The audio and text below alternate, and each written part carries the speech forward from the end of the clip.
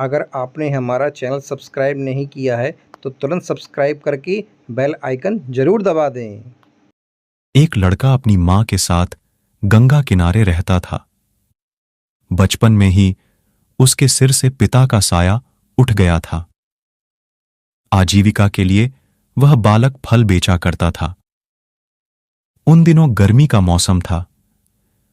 लड़का सवेरे सवेरे गंगा पार जाकर किसान से तरबूज खरीद कर लाता और पास के एक कस्बे में जाकर बेचता। वह गली गली घूमता और आवाज लगाता, तरबूज ले लो, तरबूज। उसके जैसे और भी लोग थे जो गलियों में फेरी लगाते थे। कड़ी प्रतिस्पर्धा थी। यह उसका दुर्भाग्य कहें या कुछ और कि पिछले 3 दिन से उसका एक भी तरबूज नहीं बिका। इससे निराश होकर उसने फेरी न लगाने का फैसला कर लिया। मां उसकी निराशा को भांप गई और बोली, बेटा, मैं जानती हूं कि पिछले 3 दिन से चूंकि एक तरबूज भी नहीं बिका है, इसलिए तू निराशा से घिर गया है। मेरी एक बात गांठ में बांध लो। जो जीवन में निराश हो गया, जिसने आशा का दामन छोड़ दिया, समझ ले कि उसने खुद अपने पैरों पर कुल्हाड़ी मार ली। मैं कितनी कोशिश करता हूं, गला फाड़ फाड़ कर थक जाता हूं। तरबूज ले लो, तरबूज ले लो, मगर पिछले 3 दिन से बोहनी तक नहीं हुई।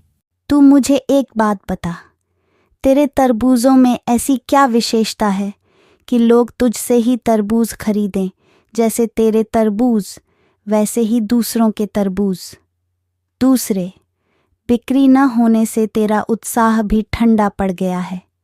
तेरी आवाज में भी पहले जैसा जोश नहीं होगा।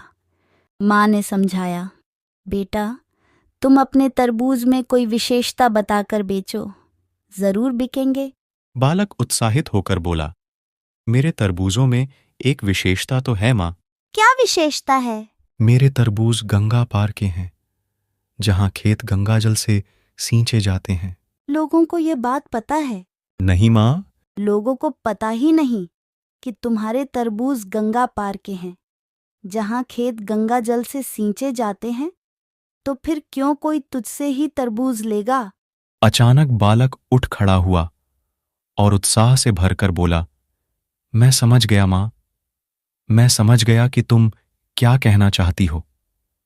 उसी समय उसने अपना ठेला सजाया और कस्बे की ओर निकल गया।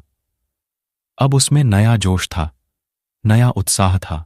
कस्बे के मुख्य चौराहे पर जाकर उसने आवाज लगानी शुरू की, तरबूज ले लो, तरबूज। गंगाजल से सींचे गए खेतों के ठंडे ठंडे तरबूज, गंगा पार का तोहफा। जोश में वह आवाजें लगाता रहा और ग्राहक उसकी तरफ आकर्षित होते गए। तरबूजों की विशेषता का बोध होते ही लोगों ने हाथों हाथ उसके तरबूज खरीद लिए और देखते ही देखते उसका ठेला खाली हो गया। इस कहानी से सीख, निराशा को कभी अपने पास ना फटकने दो। बुरे से बुरा वक्त भी क्यों ना हो, आशा का दीपक सदा जलाए रखें। यही रोशनी आपको कामयाबी की राह दिखाएगी।